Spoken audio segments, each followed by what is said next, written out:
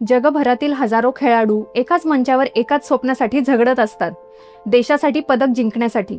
स्टेडियममध्ये घुमणारा जयघोष, डोळ्यात आशा आणि मनात जिद्द, हाच तो क्षण जो प्रत्येक खेळाडूचं आयुष्य बदलू शकतो। आणि या सगळ्याच्या केंद्रस्थानी असतो ऑलिम्पिक। पण तुम्हाला माहिती आहे का, या भव्य स्पर्धेची सुरुवात नेमकी कधी झाली? चला तर मग आंतरराष्ट्रीय ऑलिम्पिक दिनानिमित्त जाणून घेऊया या महान स्पर्धेचा थरारक इतिहास। नमस्कार मंडळी, ऐका हो ऐका या आपल्या खास मराठी पॉडकास्टमध्ये तुमचं मनपूर्वक स्वागत आहे। आज आपण ज्या ऑलिम्पिक गेम्स बद्दल बोलतो ती केवळ क्रीडा स्पर्धा नाही, ती एक भावना आहे। जगातील सर्वात मोठी आणि प्रतिष्ठेची क्रीडा स्पर्धा म्हणून ऑलिम्पिक ओळखली जाते। प्रत्येक खेळाडूचं स्वप्न असतं ऑलिम्पिकमध्ये देशाचं प्रतिनिधित्व करणे आणि पदक जिंकणे।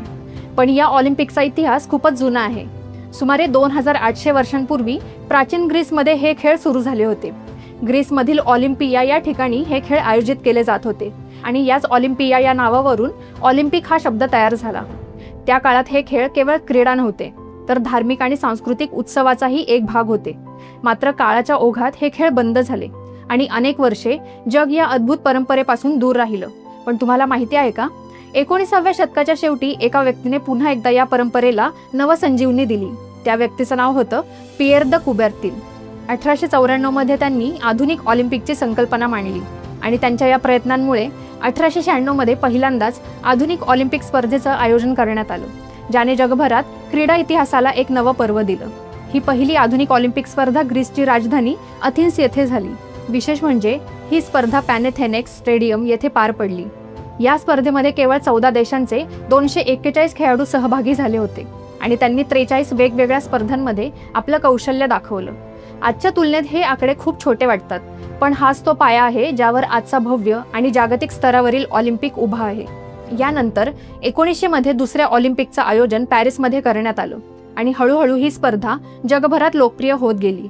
आज ऑलिम्पिक म्हणजे केवळ क्रीडा नाही, तर एक जागतिक उत्सव बनला आहे, जिथे देश, संस्कृती आणि लोक एकत्र येतात।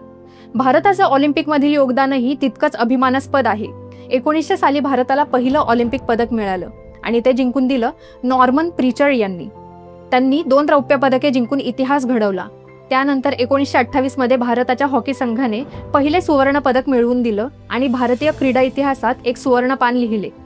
वैयक्तिक स्तरावर बोलायचं झालं तर 2008 मध्ये अभिनव बिंद्रा यांनी नेमबाजीमध्ये सुवर्ण पदक जिंकून भारताला पहिलं वैयक्तिक गोल्ड मिळवून दिलं। हा क्षण प्रत्येक भारतीयासाठी अभिमानाचा होता।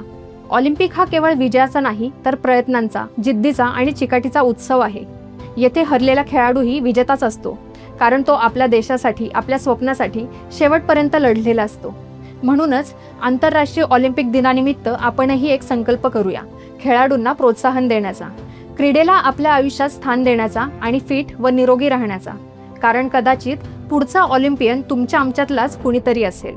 तर मंडळी, आजच्या पुरतं एवढंच। आम्हाला आशा आहे की तुम्हाला आमचा हा पॉडकास्ट अवश्य आवडला असेल। आवडला असल्यास लाईक व शेअर करायला विसरू नका।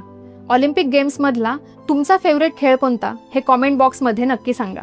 ऐका हो ऐका मराठी पॉडकास्टच्या पुढील अपडेट्स जाणून घेण्यासाठी आमच्या चॅनलला सबस्क्राईब करा व बेल आयकॉन प्रेस करायला विसरू नका। धन्यवाद।